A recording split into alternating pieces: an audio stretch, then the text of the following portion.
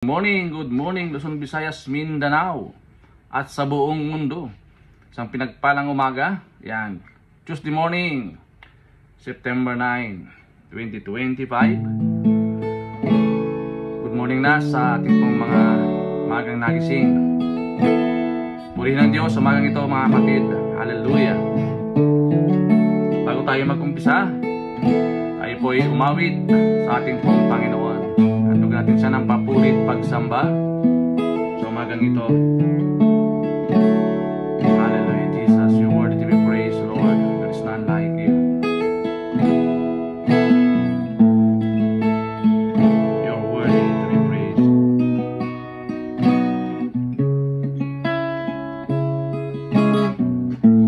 It is love that anyone could ever know. Came the cross in gray, find my soul. Till I see you face to face, in grace amazing takes me home. I trust in you.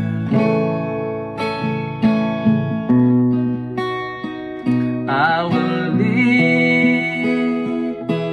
to love you. I will live bring you, I will live a child in awe of you.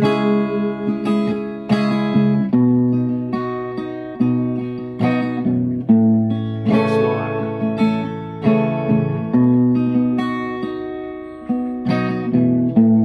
You're the voice that called the universe to be.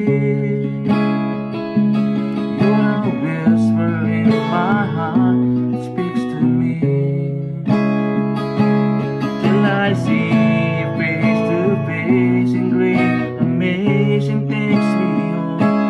Trust in you.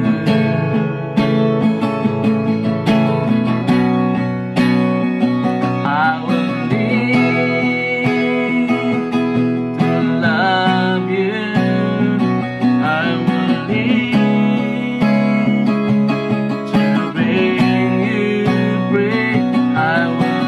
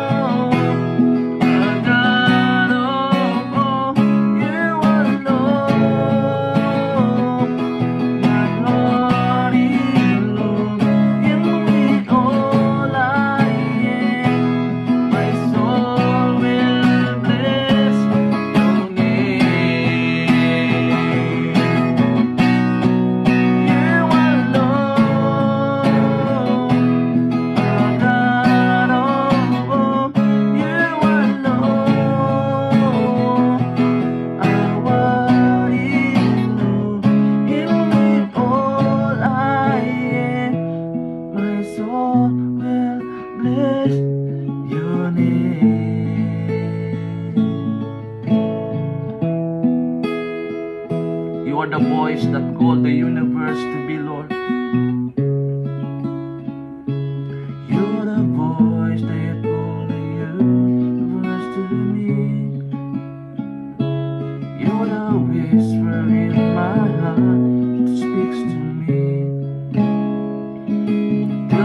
see you face to face. Grace amazing takes me on. Trust in you.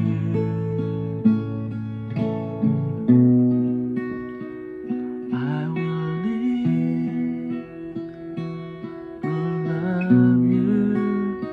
I will live to bring you praise. I will live, I'll tell in all of you. Yes, Lord. We will live to worship you today. We will live to magnify your name, Lord. Salamat po sa umagang ito, Panginoon. Salamat po sa umagang kay ganda. Salamat po sa paggising, pagpatnubay, paggabay mo, Panginoon, sa umagang ito. Tunay nga handog namin, Panginoon, ang araw na ito para sa iyo. Gawin niyo pong kapakapakinabang, pabunga, ang aming pong pag-aaralan sa umagang ito, Lord. God, put power of your word today in Jesus' name. At anong pong devour, nahalangan ko sa umagang ito. At malayo po kayong kumilos, Panginoon, sa aming pong buhay. Hallelujah in Jesus' name. Salamat, all the glory, honor and praise in Jesus' name. Amen. Ayan, good morning na. Purihin po ang Panginoon sa umagang ito, mga kapatid. Truly, God is good. I will live to love Him. I will live to bring Him praise. Yun po ang nais ng Diyos sa ating pong buhay. Magbigay tayo ng papuri. Handugin natin siya ng kaluwalhatian sa umagang ito, mga kapatid. So yan, without further ado, tayo na po magpatuloy sa ating pong tinatalakay series about Kingdom Power Through Discipleship. Ito po yung pangatlong topic po natin. Ang title po is Following Jesus Wholeheartedly. Pagsunod kay Jesus ng buong puso. Ayan. Sabi po ng Matthew chapter 4 verse 19 to 20, Then He said to them, Follow me, and I will make you fishers of men. They immediately lift their nets and follow Him. Yung dalawa pong magkapatid, no? Si Pedro at si Andrew. Sabi dito, pagkatapos ay sinabi niya sa kanila, sumunod kayo sa akin at gagawin ko kayong mga mangingisda ng mga tao. Agad nilang iniwan ang kanilang mga lambat at sumunod sa Kanya. Purihin po ang pagkabasa ng dakilang salita ng Diyos. Following Jesus wholeheartedly. Pagsunod kay Jesus ng buong puso. Discipleship is not limited to what you can comprehend. It must transcend all comprehension. Plunge into the deep waters beyond your own comprehension, and I will help you to comprehend even as I do. Following Jesus wholeheartedly means dedicating your entire being.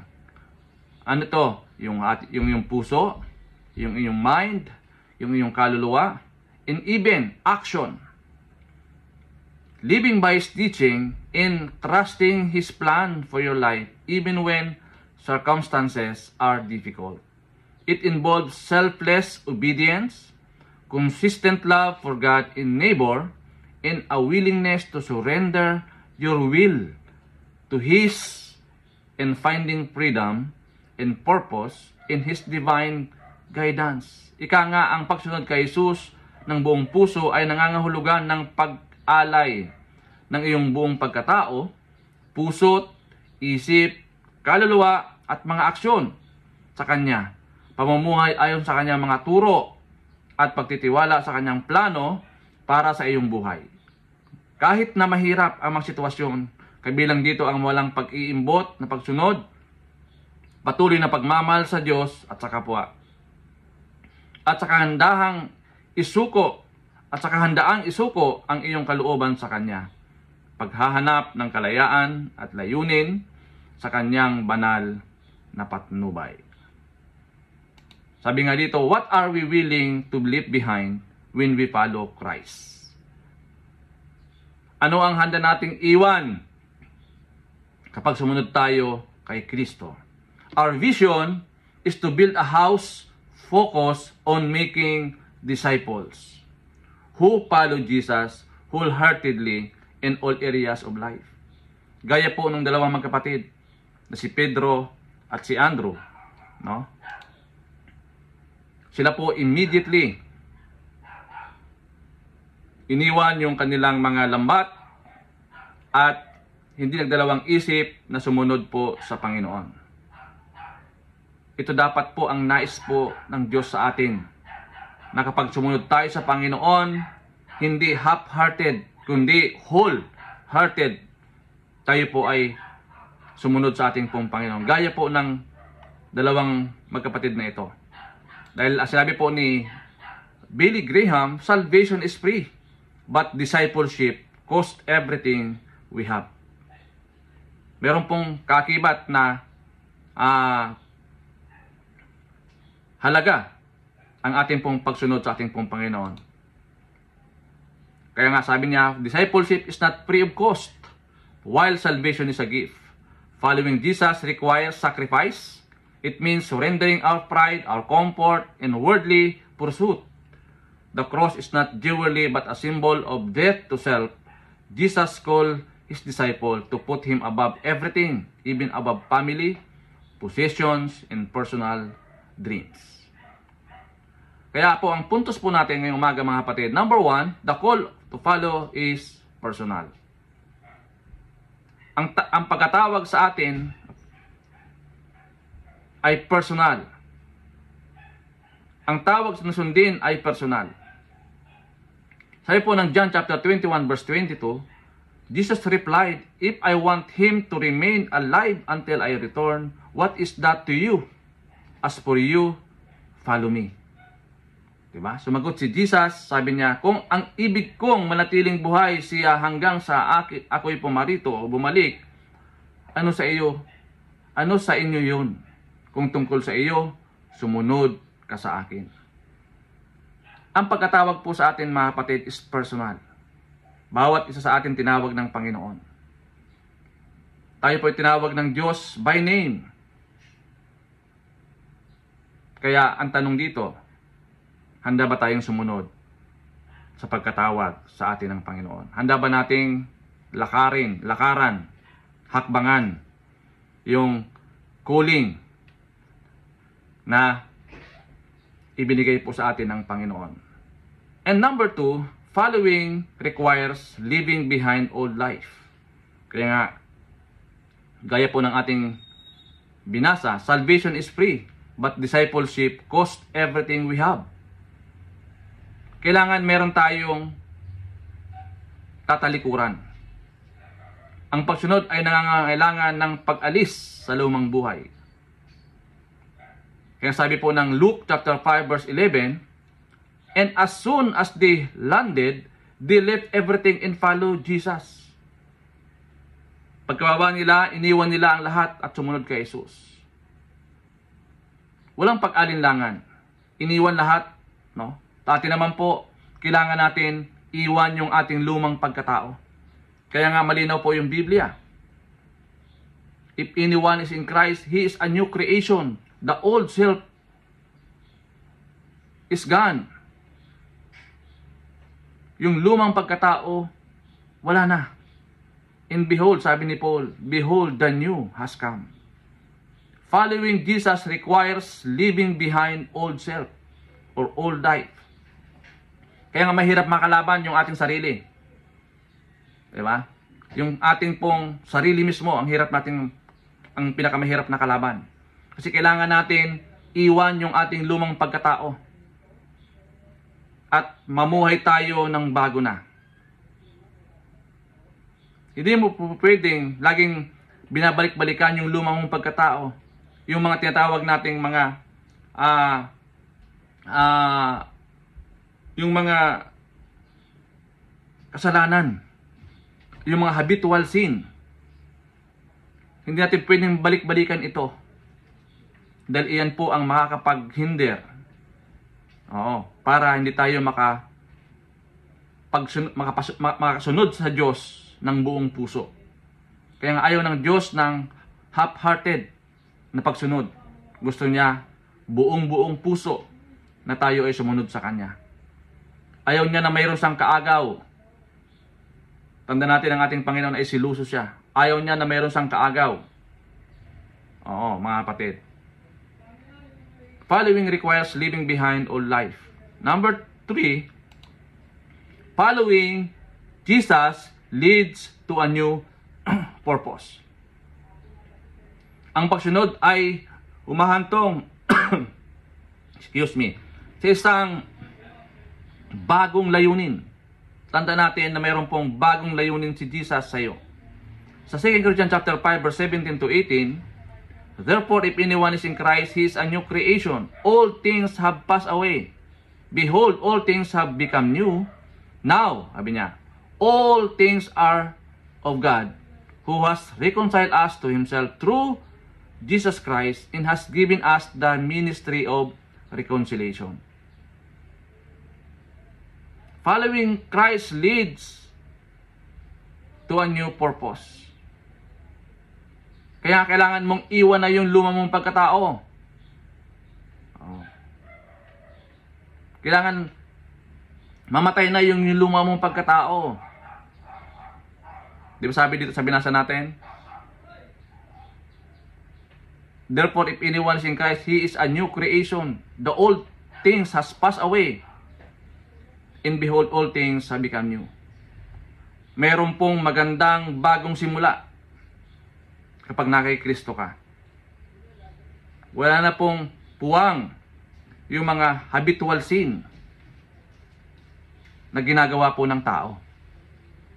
Bagkus, bago na. Yan po ang sabi po ng Panginoon. Bago. So, paano natin i-apply ang mga bagay na ito, mga kapatid? Number 1, do not follow Jesus halfway. Gaya po ng ating sinabi, no? Huwag tayong sumunod sa Panginoon na kalahati-kalahati lang. O 50-50, Lord, 50-50. 50 sa'yo, 50% sa'yo, 50% sa mundo. Hindi po, mga kapatid. Gusto ng Diyos, buong-buo tayo sumunod sa Kanya. And number 2, give Him your full devotion.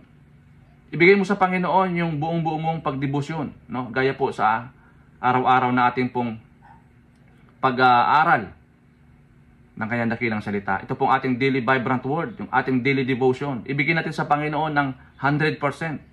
Diba? And number 3, the more you trust, the more He will use your life for His glory. Kung mas magtitiwala ka sa Kanya ng buong-buo, mas gagamitin ka niya ng buong buhay para sa Kanyang kaluwalhatian. Iyan po yung purpose ng Diyos, mga kapatid, sa atin. Iyan po yung minimithi ng Diyos na magamit tayo ng Panginoon sa Kanyang ubasan 100%. Kaya nga, ang kahilingan po ng ating pong Panginoon, maximize your full potential. Ibigay mo sa Panginoon yung the best na paglilingkod. Ibigay mo sa Panginoon yung nararapat na pagsunod sa Kanya. Mga kapatid, ayaw ng Diyos yung tira-tira lamang ibigay mo sa Kanya. Ayaw niya yon. Gusto niya yung buong-buong pagtitiwala, buong-buong pagsunod, at buong-buong pagtalima sa Kanyang mga utos. Gaya po ng ating pong mga disipulo, yung mga martyrdom ng mga disipulo. Sila po ay buong-buong sumunod sa Panginoon kahit nasa sa matinding Kanyang dinaranas, no? Sa pagsunod sa Panginoon, nagpatuloy po sila. Following Jesus wholeheartedly, when Jesus calls the fishermen, they leave everything immediately. Hindi na nagdalawang isip. Diba? Sila Pedro at si Andrew. This show that disciple is not half-hearted, but full commitment. We cannot follow Christ with divided loyalties. Wholehearted discipleship is about trusting, leaving behind what ties us down and stepping into the new mission Jesus gave.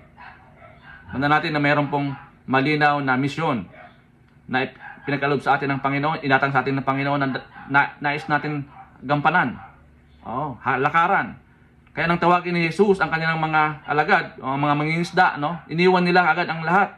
Ito ay nagpakita na ang pagiging disipulo ay hindi kalahating puso, kundi buong pagpangako. Hindi natin kailangan o hindi natin maaring sundin si Kristo ng may hating katapatan. Ang buong pusong pagdidisipulo ay tungkol sa pag-iwan ng tiwala sa kung ano ang nagbubuklod sa atin at tumuntong sa bagong misyon na ibinigay ni Jesus. Iyan po, mga kapatid, yung pagsunod kay Kristo ng buong puso. Di ba? As a question to consider, am I willing to let go of anything that hinders me from fully following Christ? Handa ba akong pabayaan ang anumang bagay na humahadlang sa aking ganap na pagsunod kay Kristo? Handa ba akong iwan yung anumang bagay, talikdan yung mga humahadlang sa aking ganap na pagsunod kay Jesus? Mga kapatid, ikaw lamang po ang makakasagot niyan. Kaya sa oras po na ito, kung ini-evaluate mo ang sarili mo, at kung sa pagsunod mo sa Panginoon ay kalakalahati lang, it's time to recommit yourself to Jesus and follow Him 100%. Pagkat salamat po sa umagang ito. Salamat po, Lord, sa iyong minsan pa paggising sa amin. Lord God, forgive us, Lord, when times na sumusunod kami sa iyo with half-hearted obedience, Lord. Truly, Lord, that 99.9% obedience is total disobedience. Father God, I come before you with a humble heart, desiring to follow Jesus with all I am. Help me to deny myself, take up my cross daily, and follow Jesus wherever He leads me. Strengthen my faith when I am weak. Give courage when the path is difficult, and fill me with your Spirit so that I may live not myself but for your glory. Amen. Lord, salamat po sa umagang ito. Pinupuri ka namin, pinasalamatan. Salamat po sa iyong salita. Dami pong napakinggan. Nabigay ito sa amin, Panginoon, ng wake-up call. Encouragement, Panginoon. Lord God, sa umagang ito, Lord God, punuin niyo po ang aming puso ng pagsunod sa iyo, O Diyos, na meron kaming willing heart to obey you wholeheartedly, Panginoon, sa umagang ito. Salamat po, pinupuri ka namin, pinasalamatan sa araw po na ito. Gawin niyo pong mabunga, maunlad po ang maghapon, samahan po kami ng Banal Espiritu, at bawat gawin po namin, Panginoon, maging mapagtagumpay kami sa lahat aming ginagawa. Gagawin pa sa araw po na ito. Salamat, pinupuri ka namin, pinasalamatan sa iyo lamang, Lord, lahat ng papuri, pagluwalhati sa pangalan ni Jesus. Amen. God bless, mga kapatid. To God be all the glory.